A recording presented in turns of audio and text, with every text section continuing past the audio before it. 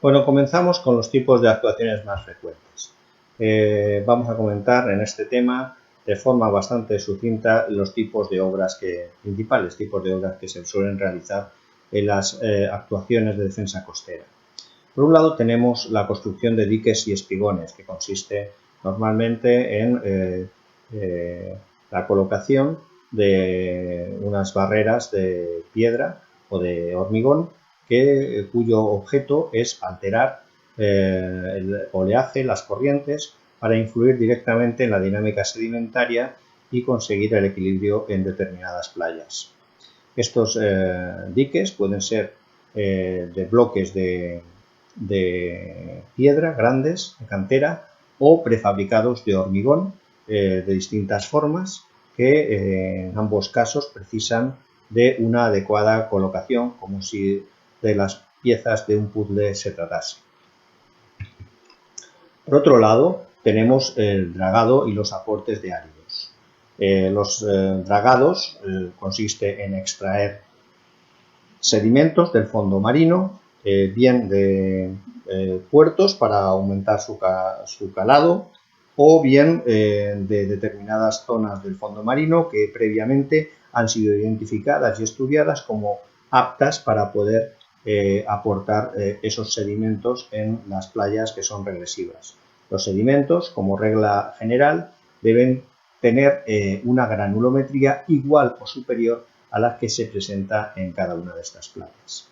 Los aportes se pueden realizar cuando son marinos desde barcos o barcos cántara, o desde lejos con mangueras a presión, o desde tierra cuando son aportes obtenidos en canteras, en arenas de machaqueo. En este caso, los aportes se realizan con camiones y suelen tener un volumen bastante menor que el que se utiliza para los aportes de sedimentos marinos. Entrando en el punto 2 de potenciales impactos, sobre la construcción de diques y espigones, los principales impactos ambientales que tenemos son el cambio en la dirección de la ola, sobre todo a sotavento del dique, la variación de la altura de la ola y las alteraciones de las condiciones que pueden modificar los parámetros naturales en la zona, alterando la estructura de las biocenosis y pudiendo llegar a su degradación o incluso su desaparición. Otros efectos durante el proceso de construcción son el ruido submarino, el aumento de la turbidez, etc. Respecto a los potenciales impactos en dragados y aportes de áridos, los principales efectos son el incremento de la turbidez, este es el principal, la turbidez, y en consecuencia toda una serie de efectos cascada que se van a producir, como la limitación de la capacidad fotosintética de algas y plantas marinas, como las praderas de Posidonia, y debido a ese exceso de turbidez también se va a crear una película que va a recubrir a muchos organismos, limitando su capacidad filtradora, como ascidias, esponjas, algunos nidarios. También en algunas zonas donde el aporte de sedimentos sea superior al que se deseaba, se pueden producir enterramientos de comunidades marinas, con la consecuencia de su destrucción directa. El alterar los equilibrios en cationes, como por ejemplo sulfuro de hidrógeno, amonio, concentración de oxígeno, el pH, y también el desplazamiento de poblaciones de peces debido a esa alteración de las condiciones naturales, pues los peces rápidamente van a escapar a otras zonas, con lo cual los caladeros de pesca de forma temporal se van a ver perjudicados. A modo de ejemplo, tenemos este diagrama de efectos cascada de estas obras costeras que tenemos en el brazo hacia arriba. Tenemos los producidos por los dragados y las regeneraciones, que se pueden destruir las áreas de puesta de peces o cefalópodos, sobre todo en los efectos del dragado. Cuando vertemos, aunque también al dragar se produce turbidez, debido al efecto de la turbidez, lo ya he comentado sobre la disminución de la luz, con la limitación de la capacidad fotosintética de algas y de fanerógamas marinas, con cambios en la biomasa y regresión de estos hábitats. En las zonas de mayor deposición se puede producir una hipersedimentación que entierre estas comunidades y que también puede aumentar las concentraciones de metales pesados dependiendo de la zona donde se hayan sacado esos dragados. Este exceso de metales pesados puede bioacumularse en organismos filtradores, con lo que vamos a tener aquí un efecto de bioacumulación que se puede juntar junto a la resuspensión de nutrientes y contaminantes que se produce de forma general al incidir con las obras costeras. Por último, en la parte izquierda del cuadro tenemos los efectos producidos por esas construcciones de espigones o diques que modifican la dinámica del litoral, favoreciendo la sedimentación a un lado o la erosión a otro, con lo cual se altera la línea de costa con alteración de los hábitats naturales y posible disminución del potencial pesquero. Entrando en el bloque 3 de mejores prácticas para evitar o minimizar el impacto ambiental, lo primero que tenemos que hacer es seguir la normativa. Si el proyecto ha sido objeto de un estudio de impacto ambiental, en este estudio de impacto ambiental se expondrán las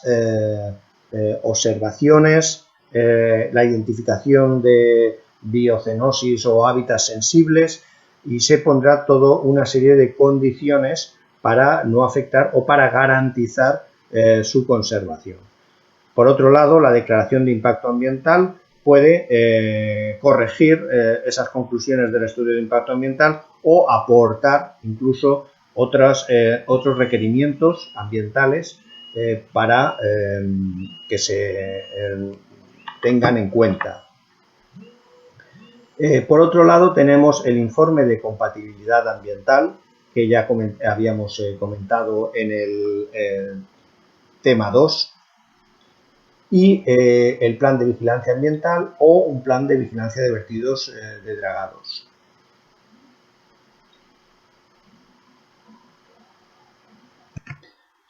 Bien, la mayoría de estas medidas se enfocan a minimizar las principales fuentes de generación de impacto, como polvo, ruidos, olores, turbidez, enterramiento, impacto visual. En la declaración de impacto ambiental se pueden incluir también lo referente a los dragados, las canteras, la puesta en obra de estos materiales de relleno, los calendarios, horarios de trabajo y suelen marcar las pautas para la minimización de tales efectos. El plan de vigilancia ambiental también puede prohibir la realización de algunos trabajos, en particular los de dragado y vertido en determinadas épocas del año que coinciden con los periodos de cría de algunas especies, el levantamiento de la veda de pesca o la afluencia turística en el entorno. Generalmente las obras costeras no deben realizarse en la región levantino-balear entre junio y octubre, ya que además de interferir en el turismo, se coincide con la época en la que la mayoría de especies tiene sus periodos reproductivos o es más sensible al coincidir con la máxima transparencia y temperatura de las aguas mediterráneas, como comentábamos en la unidad 1 al referirnos a la mezcla invernal que definíamos como en verano se produce la máxima transparencia y por tanto llega la luz a más profundidad y hay todo un conjunto de especies que está adaptado a estas condiciones. A la hora de hacer una actuación, lo primero que tenemos que ver desde el punto de vista ambiental es qué hay. Para eso es muy recomendable consultar las ecocartografías del Ministerio, que nos va a dar una idea general en la zona de lo que tenemos. Pero bien, una vez que hemos realizado una modelización para ver la dispersión de la turbidez, lo que se puede afectar, vamos a necesitar una cartografía de precisión, es decir, que una cartografía centrada únicamente en la zona del proyecto. Estas cartografías es importante que, aparte de los medios técnicos adecuados, estén efectuadas con especialistas que puedan identificar cada una de estas biocenosis, de acuerdo con las recomendaciones del CEDEX de 2015. Cuando en las zonas de trabajo o de tránsito las máquinas estén próximas a lugares habitados, se deben diseñar los procesos constructivos de forma que no produzcan molestias a las personas, en particular por las siguientes causas: producción de polvo, pudiéndose instalar filtros o riegos con agua, los ruidos, en ocasiones se han instalado barreras antirruido, o incluso limitar el horario de trabajo. Si vamos a producir depósitos de materia orgánica que puedan causar olores, pues tendremos que identificar aquellas zonas donde su acumulación vaya a causar las mínimas molestias posibles a la población local. Y por último, la movilidad de las personas y vehículos puede verse restringida, con lo cual habrá que tener un plan de movilidad para la zona, o en el caso de obras de gran envergadura, incluso construir o habilitar vías alternativas. En el anexo 5 de las directrices del CEDEX de 2015 se describen las principales medidas de buenas prácticas ambientales en proyectos de dragado y vertido de sedimentos marinos, que pueden trasladarse a las obras de defensa costera. Estas, en la demarcación levantina balear, son: en zonas sensibles o muy cercanas a ellas, el uso de sistemas de dragado de alta precisión y que reduzcan la resuspensión del material, por ejemplo, mediante tecnología de recirculación del agua de dragado,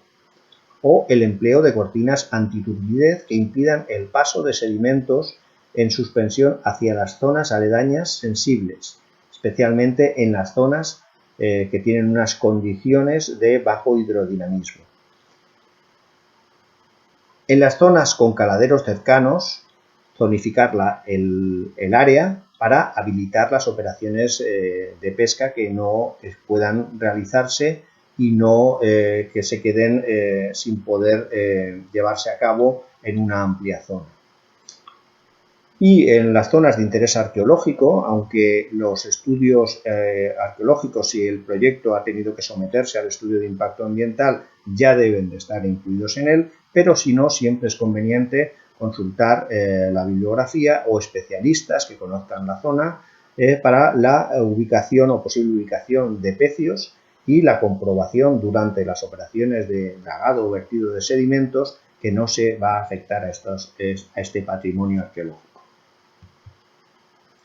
Como buenas prácticas específicas en dragados, además de lo indicado por el CEDEX, se recomienda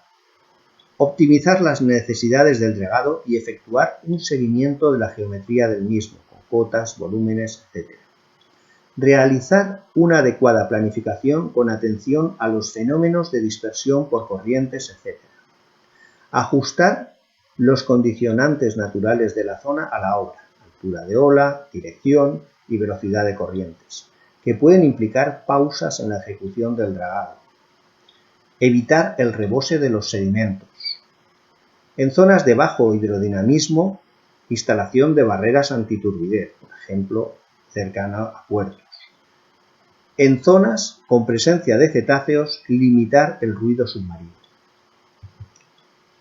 Como buenas prácticas en el vertido de sedimentos, se tendrá en cuenta las situaciones de accesibilidad, características del material, muy importante, las características del material para evitar esa generación de turbidez, y el volumen. Se seguirán las recomendaciones del CEDEX acerca de la calidad de las aguas, calidad de los sedimentos, estudio de corrientes y caracterización bionómica. Cuando el vertido se realice con camiones, se deberá ver las limitaciones e interferencias con el tráfico local. Si se trata de sedimentos marinos, se deberá tener en cuenta que es posible que se tengan que hacer interrupciones por condiciones meteorológicas. Eliminar los residuos que puedan venir en los dragados, como plásticos, por ejemplo. Que haya restricciones temporales por épocas de cría o periodos sensibles en el ecosistema, como ya hemos comentado de la época estival en la región. Se deben efectuar reconocimientos batimétricos para comprobar que no se están produciendo desplazamientos de sedimentos hacia hábitats sensibles. Volvemos a remarcar en que para la colocación de los sedimentos, sea el método que sea, resulta imprescindible controlar que los porcentajes de materiales finos sean mínimos, ya que estos son la principal fuente de impacto ambiental. En el punto 4 incluimos lo de el plan de vigilancia ambiental. Los planes de vigilancia ambiental tienen por objeto asesorar a la dirección de la obra sobre el desarrollo del proyecto en el día a día. Deben de estar basados en indicadores contrastados y de rápida obtención, por si se diese el caso de detectar alguna afección negativa al medio, cesar temporalmente y corregir los posibles fallos que se haya podido producir. Finalizadas las obras, es muy recomendable continuar con un plan de seguimiento ambiental, que sirva de continuidad al plan de vigilancia ambiental, pero que se centre en exclusiva en los hábitats y o especies que se haya determinado en el estudio de impacto ambiental y la declaración de impacto ambiental.